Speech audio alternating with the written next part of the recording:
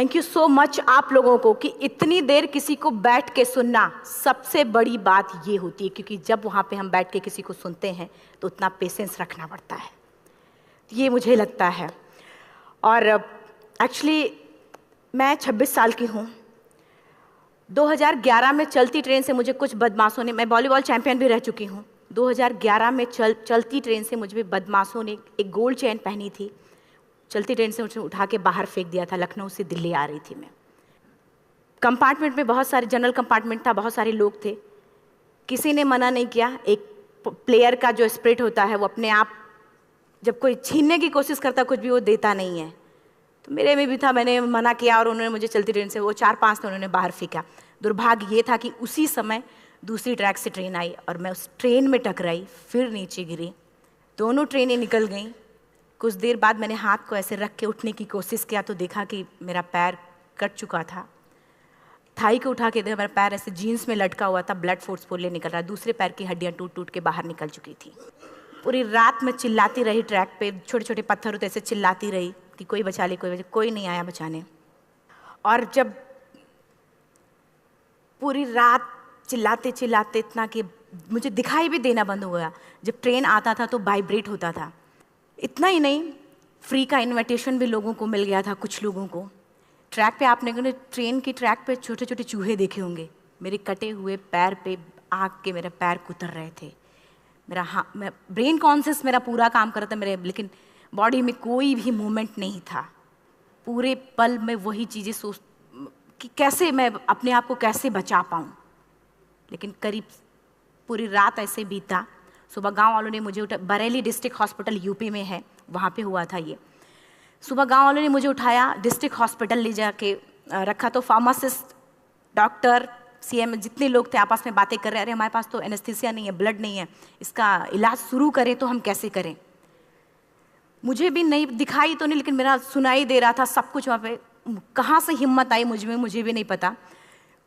मैंने बोला वहाँ पे कि सर जब मेरा पूरा पैर कटा, तब मैंने इतनी देर रेलवे ट्रैक पे थी, मैं उस चीज़ को बर्दाश्त किया, तो अभी तो आप मेरे अच्छे के लिए मेरे पैर काटेंगे। शायद आपको यकीन नहीं होगा, या फिर कभी आप लोगों ने ये चीज़ नहीं देखी, कोई डॉक्टर या फार्मासिस्ट अपना ब्लड दे के किसी पेशेंट को बचाया।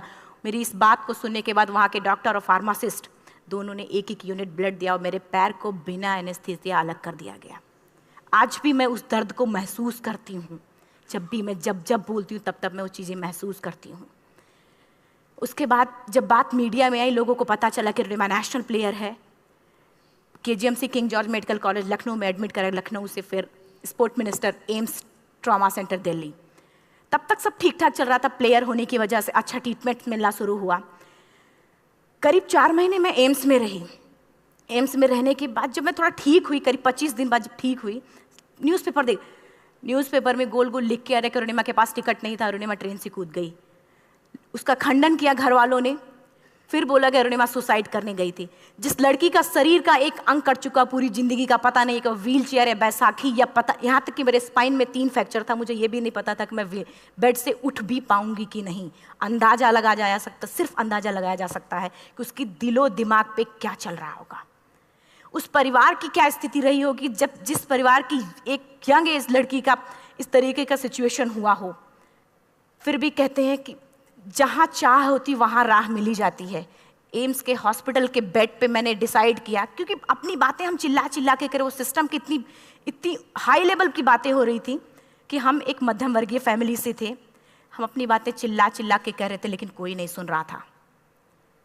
लेकिन कहते हैं मैंने अपने दिल, दिमाग, अंतरात्मा से ये चीज़ सोच लिया कि ठीक है, आज आपका दिन है, जितना चाहो बोल लो, एक दिन तो मेरा दिन आने वाला, मैं प्रूफ कर दूंगी कि मैं क्या हूँ, मैं क्या थी, ये मैं प्रूफ कर दूंगी। हॉस्पिटल के बेड पे डिसाइड किया वॉलीबॉल लाइफ का सबसे टफ गेम करना है, तब मैंने माउंटेनिंग चुना। जब मैंने माउंटेनिंग कहने और करने में बहुत फ़र्क होता है। जब मैंने माउंटेनिंग की बात सोची और लोगों के सामने, सबसे बड़ी चीज़ थी सही गाइडेंस में ट्रेनिंग लेना, दूसरा स्पॉन्सरशिप। इतना बड़ा एक साथ तो मैंने 40 से 50 लाख मैंने वाकई में कभी नहीं देखे थे पहले। मेरे लिए बहुत बड़ी चीज़ थी वो इकट्ठा कर पाना। जब मैंने लोगों के सामने रखा कि मैं माउंटेनिंग करना चाहती हूँ, एवरेस्ट के लिए मुझे ट्राई करना है, हर किसी ने मुझे बोला कि क्या है, पागल हो चुकी हो क्या, तुम्हारा दिमाग खराब हो चुका, तुम कभी नहीं कर सकती माउंटेनिंग। एक पैर आर्टिफिशियल है, दूसरे में रॉड है, और तुम्हारा दिमाग खराब है, स्पाइन में भी फ्रैक्चर है, तुम पागल होगे, चुपचाप कोई नौकरी करो, जीवन यापन करो। क्योंकि लोगों का सबसे बड़ा प्रॉब्लम ये होता है, लोग फिजिकल देखते, पैरों को मेरी अंतरात्मा में क्या चल रहा था वो तो किसी को पता ही नहीं था। मुझे लगता है कि आज यहाँ पे मैं भी सुबह से देख रही हूँ, इतने अच्छी अच्छी चीज़ें मैंने सीखी यहाँ पे। बहुत बड़े बड़े स्पीकर को शायद आप लोगों ने भी सुना, आज मैं भी आपको यहाँ पे कि चाहे जितना मोटिवेट करूँ, चाहे जितना चीज़ें मैं बताऊँ, लेकिन मुझे लगता है सबसे बड़ा मोटिवेटर कौन होता? आप खुद। जिस दिन किसी भी लक्ष्य के प्रति आपकी अंतरात्मा जाग गई, आपको कोई नहीं रोक सकता उस लक्ष्य को पाने में। ये मैं किताब से बातें नहीं बोल रही हूँ, ये मैं एक एक पल मैंने मैं कोई भी किताब की बातें नहीं, एक एक पल आज जो मेरा 26 साल का एक्सपीरियंस है वो मैं बता रही हूँ सिर्फ आपको। उसके बाद किसी तरीके से मैनेज किया मैंने। भाई साहब, मेरा परिवार मेरा बैकबोन था। परिवार ने मुझे, भाई साहब ने मुझे कहा कि मैडम बछेंद्री पाल जिन्होंने 1984 में एवरेस्ट समिट किया, उनसे मिलते हैं, वो जरूर कुछ ना कुछ करेंगे। हॉस्पिटल से निकलने के बाद मेरे राइट लेग में स्टिचेस लगी थी। मैंने डायरेक्टली घर जाने की बजाय, जब लोग ये सोचते हैं कि मुझे अपना जीवन यापन कैसे करना है, जब लोग ये सोचते हैं कि मुझे अपनी ज़िंदगी के, मेरे दिमाग में सिर्फ 2 चीज़ें चल रही थी, मुझे इनका जवाब कैसे देना है और एवरेस्ट समिट कैसे करना है। फर्स्ट तुरंत गए बछेंद्री मैम के पास। जब मिले, मैम ने फर्स्ट टाइम जब मुझे देखा तो उन्होंने कहा, अरुणिमा, उनकी आंखों में आंसू आ गए। उन्होंने बोला, अरुणिमा, तूने ऐसी हालात में एवरेस्ट जैसे दुरूह पहाड़ के बारे में सोचा तो तूने अपने अंदर तो एवरेस्ट फतह कर लिया, अब तो सिर्फ लोगों के लिए। मेरे परिवार को छोड़ के बाहर की पहली ऐसी महिला थी जिन्होंने मुझ पे भरोसा किया था कि हाँ अरुणिमा, तुम कर सकती हो। मेरे लिए वही बहुत बड़ी चीज़ थी। प्लानिंग भी कर ली, मैम भी मिल गई, सब हो गया। लेकिन जब उतरते हैं फील्ड में तब पता चलता कि हम क्या हैं। रोड हेड से मैं पहुंच गई। मैडम ने कहा कि ठीक है, तुम्हारे कहने, तुम्हारे सोचने से कुछ नहीं होगा अरुणिमा, प्रूफ करो कि कर सकती हो। मैंने कहा बस एक मौका चाहिए मुझे। वाकई में जब मैं माउंटेन में पहुंची, रोड हेड से बेस कैंप लोगों को 2 मिनट लगता था, मुझे 3-3 घंटे लगते थे, क्योंकि मेरे राइट लेग की हड्डियां भी नहीं जुड़ी थी। लेफ्ट मेरा आर्टिफिशियल लग चुका था, लेकिन स्टंप एकदम रेड, उसका मतलब घाव एकदम नए थे। मैं अगर पैर रखती थी तो मेरे पैर से जोर से अगर दबा देती थी तो पैर से मेरे ब्लड आने लगता था। सारे लोग नॉर्मल थे वहाँ पे। हर कोई ये बोलता कि एक पीक के लिए जाते थे तो हर कोई मुझे ये बोलता कि अरुणिमा, तुम धीरे धीरे आओ। मेरे दिमाग में हर बार यही बात चलती थी कि क्या है, मैंने एवरेस्ट का प्लान किया, मैं इनके बराबर भी नहीं चल पा रही हूँ। खुद से संकल्प लिया कि कोई बात नहीं, एक दिन ऐसा आएगा कि मैं इनसे पहले जाऊँगी। और आपको शायद यकीन ना हो, आने वाले 8 महीने बाद पूरा का पूरा वेट उठा के बेस कैंप से साथ निकलते और टॉप पे पहले पहुंचते।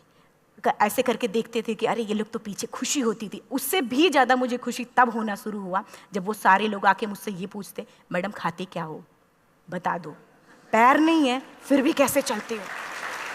उसके बाद पूरा मुझे स्पॉन्सरशिप मिला। मैं जब एवरेस्ट के लिए गई, मेरे लिए सबसे बड़ा, एवरेस्ट की जर्नी में मेरे सबसे बड़ा चैलेंज यही था कि दूसरे को समझा पाना। मैं नहीं समझा पाती कि भाई मैं कर सकती हूँ। जब मैं एवरेस्ट के लिए गई, शेरपा होता, शेरपा को जब ये बात पता चला कि मेरा प्रोस्थेटिक लेग है, आर्टिफिशियल लेग है, दूसरे में रॉड, बोला नहीं ले जा सकता, इसकी वजह से तो मेरी भी जान जाएगी। मैडम ने, हमने सबने कन्विंस किया किसी तरीके से। मन वाकई में जो टीवी में हम और उसमें फोटोज़ में देखते हैं, ब्लू और ग्रीन आइस, हिला देने वाला होता। जितना सुंदर दिखता उतना ही हिला देने वाला होता। जब मैं हमारे ग्रुप में 6 लोग थे, रॉकी एरिया तक मैं सबसे पहले थी, लेकिन जैसे ही मैं ग्रीन और ब्लू आइस में गई, मेरा आर्टिफिशियल लेग स्लिप कर जाता था। फ्रंट पॉइंटिंग से, जब मैं फ्रंट क्रैम्पोन से फ्रंट पॉइंटिंग मारती थी, लेफ्ट से पेन होता था तब भी करते, लेकिन आर्टिफिशियल जैसे फ्रंट पॉइंटिंग मूव हो जाता, मेरा पैर ही मूव हो जाता था। शेरपा मुझे बोला नहीं हो सकता अरुणिमा, जबरदस्ती मत करो। मैंने कहा कुछ नहीं, ये मेरा पैर है, मैं जानती हूँ कैसे चलेगा। फाइनली 1, 2 बार, 3 बार करने, 4 बार, 5 बार होल्ड हो जाता था। आइस थोड़ा टूट के निकलता था तो मैं वहाँ पैर रख के जाती थी। कैंप 3 तक ठीक था, प्रॉपर एक्लेमेटाइज किया अपने आप। कैंप 3 तक जनरली गए।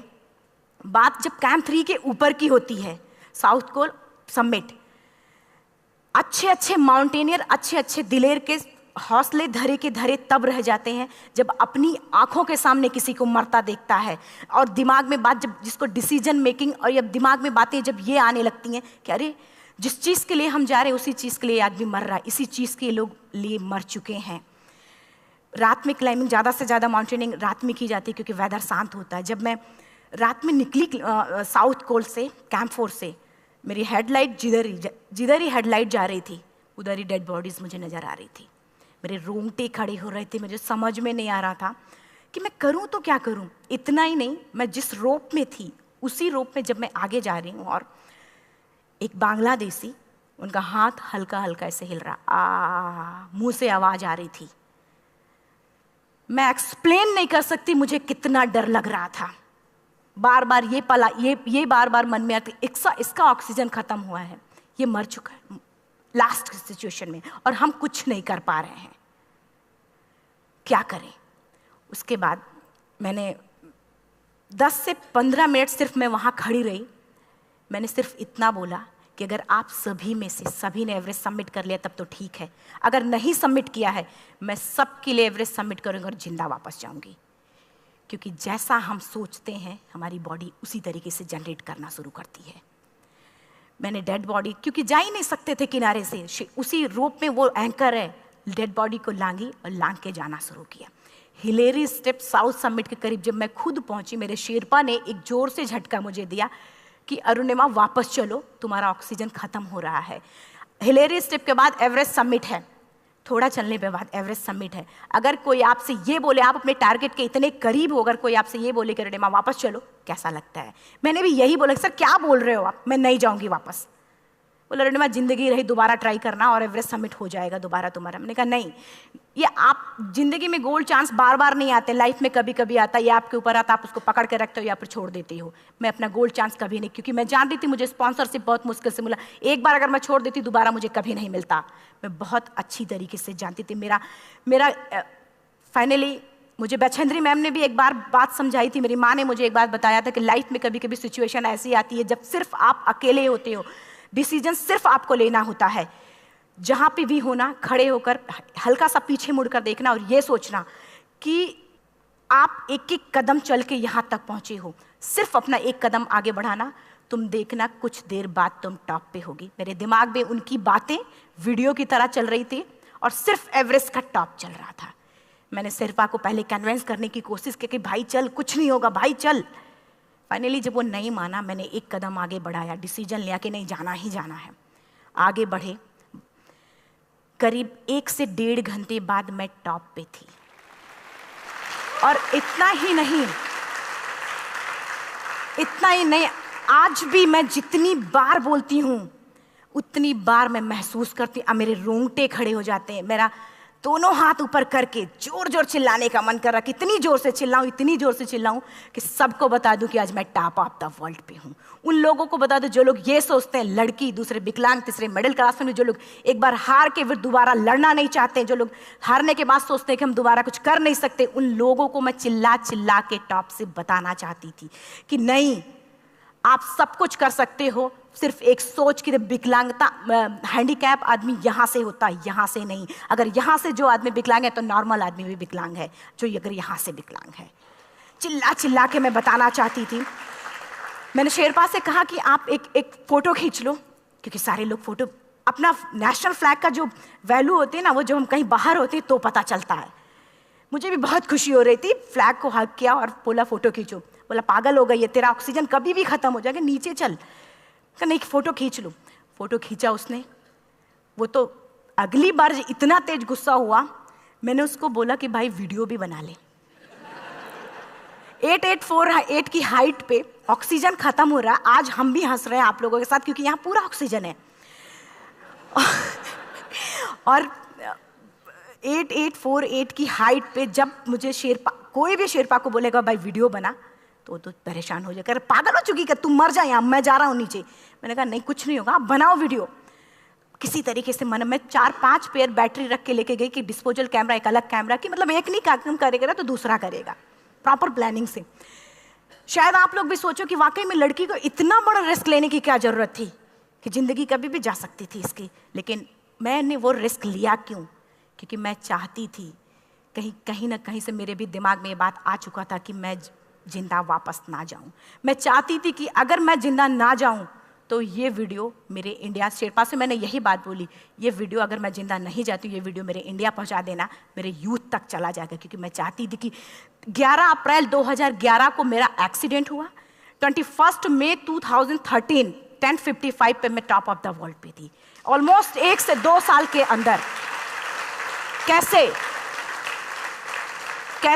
यहाँ से मैंने ये चीज़, मैंने कभी भी कामयाब होने के, मेरी वो जिंदगी बन चुकी थी, मेरा जुनून बन चुका था, मेरा पैशन मेरा जिद बन चुका था। वो मेरा सोते उठते बैठते सिर्फ मुझे एवरेस्ट दिखाई जाए। और मुझे लगता है किसी को भी अगर अपना लक्ष्य पाना है, यहाँ से अगर वो पागलपन जब तक नहीं आएगा तब तक नहीं होगा। वो फाइनली उसने वीडियो बनाया। आप बोल रहे फटाफट अरुणिमा नीचे भागो। जब मैं टॉप पे थी तो कुछ लोग और भी थे, लेकिन 10:55 पे मैंने एवरेस्ट समिट, 11 बजे के बाद अगर कोई अटैम्प्ट करने की कोशिश करता है उसको सुसाइड अटैम्प्ट बोलते हैं। जैसे ही मैं नीचे चलना शुरू की, मैंने कहा भाई हाँ चल नीचे चलते हैं। ज़्यादा से ज़्यादा मौतें नीचे आते वक्त होती हैं एवरेस्ट पे। जब मैं नीचे आ रही हूँ, थोड़ा दूर ही मैं नीचे चली थी, मेरा ऑक्सीजन पूरी तरीके से ख़त्म। सिर्फ अंदाज़ा लगाया सकता कि जब ऑक्सीजन ख़त्म हुआ क्या परिस्थिति रही होगी। मैं ऐसे नीचे गिर गई और शेरपा मुझे बोल रहा कि अरुणिमा मुझे यकीन नहीं था कि तू एवरेस्ट सबमिट कर पाएगी, लेकिन फिर भी तूने किया। मैं चाहता हूँ कि अरुणिमा जिंदा चल, तू वापस उठ, खड़ी हो। मुझे खड़ा करने की वो कोशिश कर रहा था बार बार, मैं खड़ी नहीं हो पा रही थी, वाकई में दम ही नहीं था। लेकिन फिर भी कहते हैं कि जैसे हमारे नियम होते हैं वैसे ऊपर वाले के भी नियम हैं। उसकी लिस्ट में जब मेरा नाम नहीं है तो वो मुझे नहीं ले जा सकता। अगर दूसरी चीज़, मेरा कॉन्सेप्ट एकदम क्लियर हो चुका था। जब रेलवे ट्रैक पे मैं थी, रेलवे ट्रैक पे 7 घंटे में पड़ी थी, 49 ट्रेन अप डाउन हुई थी, तो मेरा कॉन्सेप्ट एकदम क्लियर हो चुका था। इसका मतलब है कि ऊपर वाले ने अगर मुझे कुछ बचाया है तो कुछ ना कुछ इतिहास रचने के लिए बचाया है। मैंने पॉजिटिव तरीके से सोचा। और उसी समय एक ब्रिटिश क्लाइंबर नीचे से ऊपर आ रहा था और उसके पास 2 ऑक्सीजन, तो उसने एक को वहीं फेंका और दूसरे को लेके नीचे जाना शुरू किया क्योंकि वेदर ख़राब था। मेरा शेरपा मुझे एंकर किया और जाने लगा नीचे, और वो फटाफट उसको लेके आए, मुझे लगाया। उसने बोला अरुणिमा तू बहुत लकी है कि तुझे यहाँ पे ऑक्सीजन मिला है। वाकई में ऊपर वाला भी चाहता है कि तू जिंदा रहे। वो मुझे बार बार लकी लकी बोल रहा था। शायद आप लोग में से भी कोई होगा कि जो लक और भाग्य जैसी चीज़ों पे यकीन करता हो, या पता नहीं भी। मैं किसी की भावनाओं को ठेस नहीं पहुंचाना चाहती, लेकिन मैं इन किसी भी चीज़ों पे भरोसा नहीं करती, क्योंकि मेरा मानना है कि लक भी उसी का साथ देता है जिसके अंदर जीतने का जज्बा है। अगर आपके अंदर जीतने का जज्बा नहीं है, चारों तरफ सिर्फ बहाने होते हैं, सिर्फ बहाने, इतना सारा एक्सक्यूज़ होता है। शायद मैं भी अगर वापस आ गई होती तो मैं बोल देती मेरा ऑक्सीजन खत्म है, कोई मुझसे पूछने, ना बछेंद्री मन, ना मेरा परिवार, कोई भी मुझे पूछने नहीं आता। लेकिन क्या कभी मैं अपने आप को समझा पाती? कभी नहीं।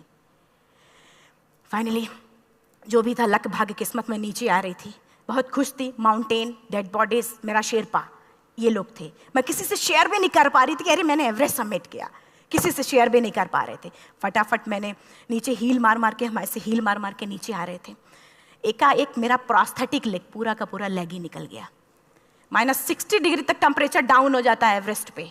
मेरा हाथ वगैरह ये सब ऐसे मूवमेंट, ऐसे मुड़ नहीं रहा था, ब्लड निकलने लगा था, ये सब यहाँ पे। मुझे शेरपा से मैं बोल रही हूँ कि ऑलरेडी मेरा पैर कटा हुआ है, अगर दिमाग में ये बात है कि मेरा हाथ भी काटना पड़ेगा, कैसा लगेगा मेरा दिमाग। क्योंकि ये ऐसा मूवमेंट, रेड 3 स्टेज होती हैं। रेड मेरा हो चुका था, रेड, ब्लैक, ब्लू, ब्लैक हो तो काटना पड़ेगा। तो बार बार मैं बोल रही हूँ शेरपा से कि भाई हाथ मेरा कुछ हो रहा है, इसमें मूवमेंट नहीं हो रहा है, यहाँ सबसे ब्लड हो रहा है। बोला अरुणिमा कुछ नहीं, जितना नीचे जाएंगे उतना अच्छा होगा। प्रोस्थेटिक लेग मेरा निकल चुका है, मैं रुकी हूँ, मेरा ऑक्सीजन चल रहा, बड़े मुश्किल से लक भाग्य किस्मत जो भी था मुझे मिला था। शेरपा मेरे आगे है, लास्ट मोमेंट तक वो मुझे बोलेगा, अगर वो मैं नहीं चलती वो मुझे छोड़ के चला जाए। गलती उसकी भी नहीं होती, क्योंकि वो क्या करे, क्लाइंबर की वजह से या तो अपनी जान वो भी दी, गलती उसकी भी नहीं है। लास्ट में मेरी आंखों से आंसू निकलने लगा। मैंने सोचा क्या करूं अब, रोने अपने आप आंसू ने कहीं ना कहीं से आ ही जाता है। दूसरे पल मुझे समझ में आ गया कि रोने धोने से कुछ नहीं होगा। मैंने आंसू को पोंछा और रोप, जो मेरी रोप थी, रोप को पकड़ा, दूसरे हाथ से आर्टिफिशियल लेग को, पैर को घसीट के चलना शुरू हो गया, क्योंकि मेरे पास यही था। ये तो दूसरा था, गिव अप कर दो ही चीज़ थी। पैर को घसीट चलना शुरू हुआ। कुछ दूर नीचे चलने के आने के बाद रॉक था, उसमें घुसे, पैर को खोला, सही किया, फिर नीचे चलना। Camp 4 to summit to camp 4 3500 feet है, और इसमें टोटल जनरली लोग 16 से 17 घंटे में सबमिट कर लेते हैं। मुझे टोटल 28 घंटे लगे थे। हर माउंटेनियर, चाहे बाहर का या फिर इंडिया का, हर किसी ने ये मान लिया था कि अरुणिमा जिंदा वापस नहीं आएंगी। हर किसी ने ये चीज़ मान लिया था। लेकिन मुझे लगता, जब मैं वापस साउथ कोल पहुंची, जब मैं टेंट का जिप खोला, मैंने हर किसी ने कहा कि अरे तू यहाँ है, हम तो सब सोच लिए थे तू चली गई। हर किसी ने ये बोला था। फिर सब खुशी मना रहे थे हम सब। देखिए, ये सब बताने का मेरा सिर्फ एक मकसद था कि सब कुछ हम में है, हम जैसा चाहें वैसा कर सकते हैं। ऑलरेडी टाइम हो चुका है। मैं एक चार लाइन की पंक्ति सिर्फ बोलूँगी। मैं एक्चुअली, मेरा एम है कि मैं वर्ल्ड के जो कॉन्टिनेंट हैं, कॉन्टिनेंट के हाईएस्ट पीक समिट करूं। एशिया का एवरेस्ट हो चुका है, अफ्रीका किलिमंजारो हो चुका है, यूरोप का एल्ब्रुस हो चुका है। 23 नवंबर को मैं जा रही हूँ ऑस्ट्रेलिया हाईएस्ट पीक के लिए। बस आप लोगों की गुड विशेस चाहिए। और 4 लाइन, अभी तो इस बाज की असली उड़ान बाकी है, अभी तो इस बाज की असली उड़ान बाकी है, अभी तो इस परिंदे का इम्तहान बाकी है, अभी अभी मैंने लांघा है समुद्रों को, अभी तो पूरा आसमान बाकी है। Thank you so much. Thank you.